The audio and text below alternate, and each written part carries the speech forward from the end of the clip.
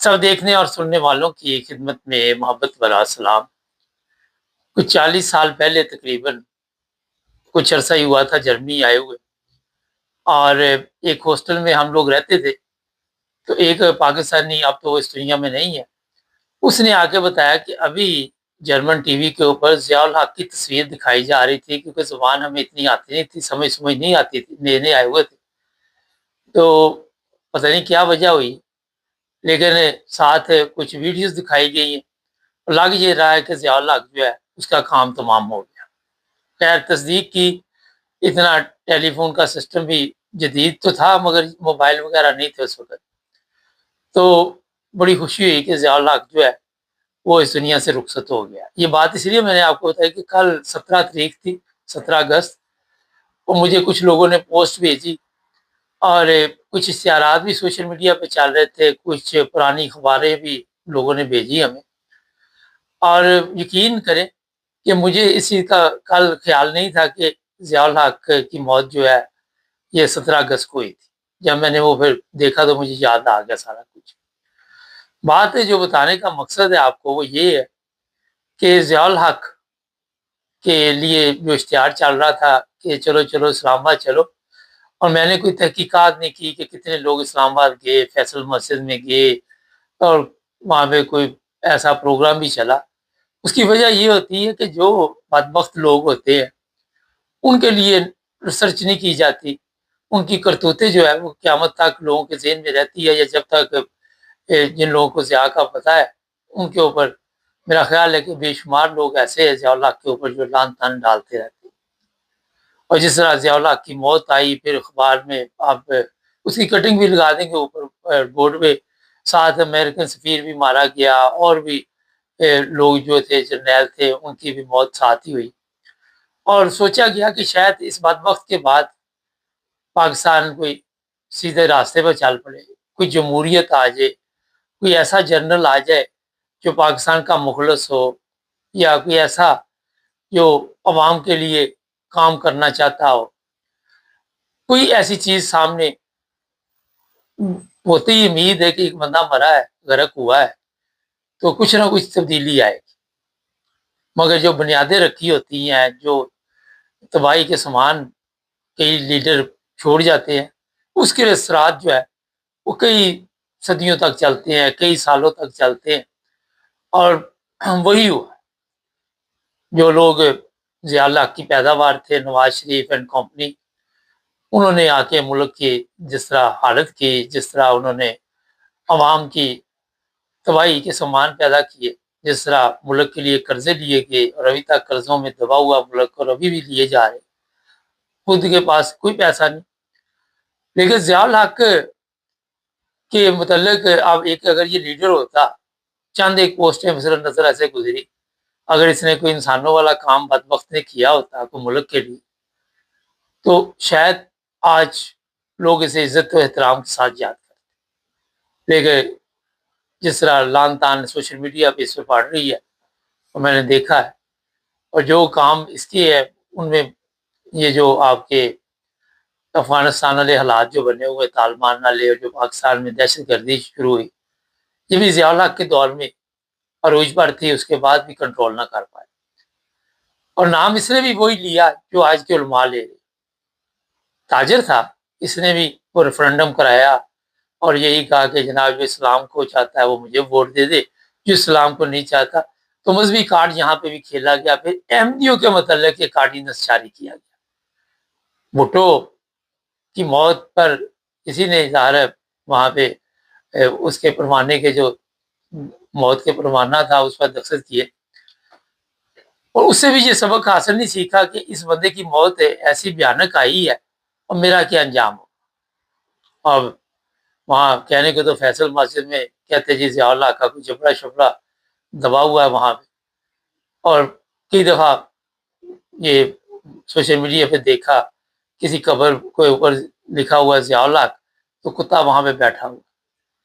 अब मुझे बताइए, अभी तक अभी तक जितने लीडर आपके यहाँ पाकिस्तान में जो कहते हैं कि हम इस्लाम के ठेकेदार थे या जमहूरियत के ठेकेदार थे, एक की भी कब्र वहाँ पे इज़्ज़त के साथ आपको नज़र नहीं आएगी।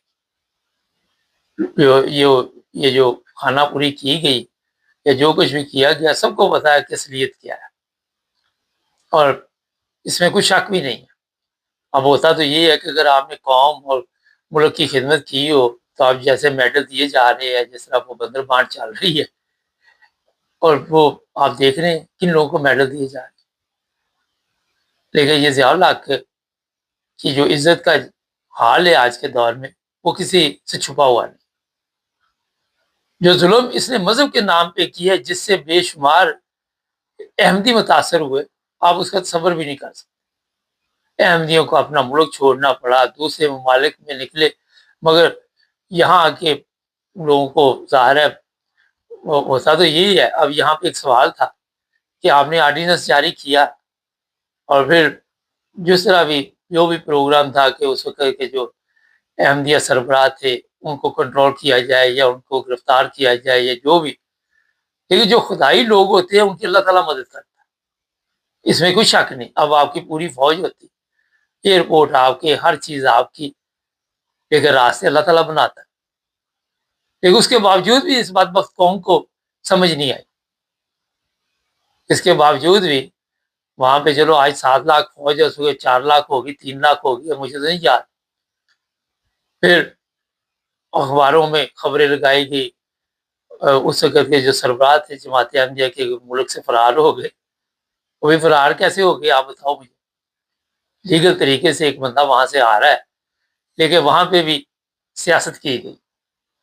یہ باتیں اس لیے میں آپ کو بتا رہا ہوں کہ اس قوم کی بدبختی اس دن سے شروع ہوئی۔ بھٹو نے تو چلو جو کیا اس کو سزا ملی، مگر اس کے دور میں اتنے برے حالات نہیں تھے، صاف بات ہے، لیکن بنیاد اس نے رکھی، راستہ اس نے بتایا۔ پھر ان علماء کے کہنے پہ بھٹو صاحب نے یہ کام کیا، اور بھٹو صاحب کو بعد میں علماء نے چھوڑ دیا۔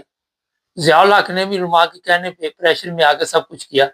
کسی مولوی نے بھی کل ان کا نام نہیں لیا، کسی نے آ کے نہیں بتایا کہ جناب وہ ایک بندہ غرق ہو گیا تھا تو اس کے لیے کوئی دعائی کر لو، کوئی فاتحہ پڑھ لو، میں نے نہیں سنا کہیں پہ۔ اور یہ اشتہار چل رہا تھا، چلو چلو اسلام آباد چلو، وہاں پہ جا کیا کرنا اللہ بہتر جانتا ہے، وہاں پہ کیا ہوا، نہ مجھے کوئی اس سے دلچسپی تھی۔ لیکن جو بنیاد یہ رکھ کے گیا مذہبی طور پہ، یہ جو آج آپ کے علماء روزانہ غلط کاموں میں پکڑے جاتے، یہ ساری پوسٹیں لگا لگا کے کہ لوگوں کا دھیان قادیانیوں کی طرف چلا جائے اور ہمارے عیبوں پہ پردہ پڑا رہے۔ ویسے وہ اپنی جگہ پہ ٹھیک ہے، وہ اس لیے کہ واقعی کوئی پوچھتا ہے وہاں پہ، دیکھ رہے کتنے کتنے بڑے گناہ ہو رہے ہیں مدرسوں میں ہو رہے ہیں۔ کبھی وزیر آ کے بیان دے رہی بھی ہمارے مدرسے ہیں، ہمارے بچے، ہم ان کے ساتھ جو مرضی کریں۔ خواتین وزیر اس طرح کی باتیں کر رہی ہیں۔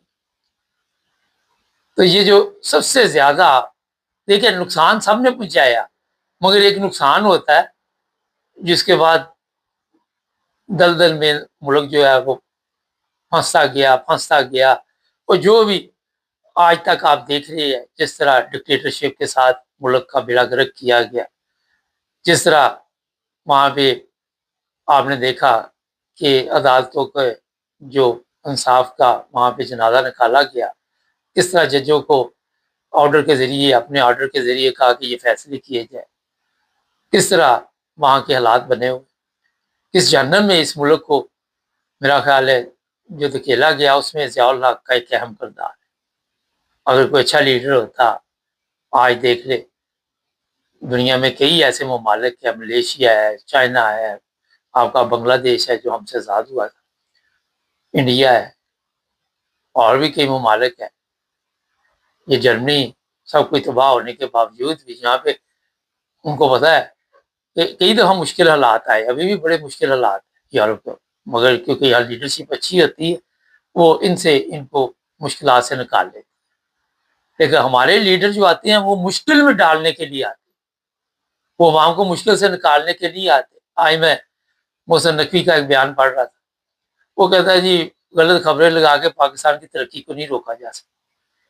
اس بندے سے پوچھے، اب مجھے بڑا غصہ آ رہا تھا کہ اس دن تو بیان دے رہا تھا کہ یہ سسٹم چل نہیں سکا، اب اگر تو اپنے باپ کی اولاد ہے تو ایک بات پہ قائم ہے، اب پردے ڈالنے کے لیے نئی کہانیاں سنا رہے۔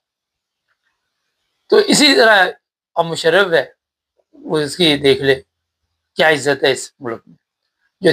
جو زندہ جرنیل ہے ان کی بھی کوئی عزت نہیں، کسی کی ہے عزت؟ اگر احمدی جرنیلوں کی عزت تھی، آج بھی لوگ انہیں عزت کی نگاہ سے دیکھتے، تو وہاں پہ کوشش کی گئی کہ ان کے نام کتابوں سے مٹائے جائیں، وہ مٹا دیے گئے. لیکن جو لوگ سمجھتے یہ چیزیں، پرانے لوگ، ان کو اس چیز کا پتہ ہے کہ کن لوگوں کی قربانیاں ہیں، کن جرنیلوں کی اس وقت کی قربانیاں ہیں، کن فوج پاکستان کے لوگوں کی قربانیاں. آج تو یہ پوسٹیں آپ لگا کے کہ یہ قادیانی پاکستان کے دشمن ہیں، نئی نسل کو تو گمراہ کر سکتے ہیں، مگر جو پرانے لوگ تھے جنہیں تھوڑی بہت ہی شعور تھی، اور آپ کے وہی لوگ آ کے یہاں پہ بیانات دے رہے تھے کہ یہ ایک سیاسی فیصلہ تھا جو ہے احمدیوں کے متعلق کیا گیا.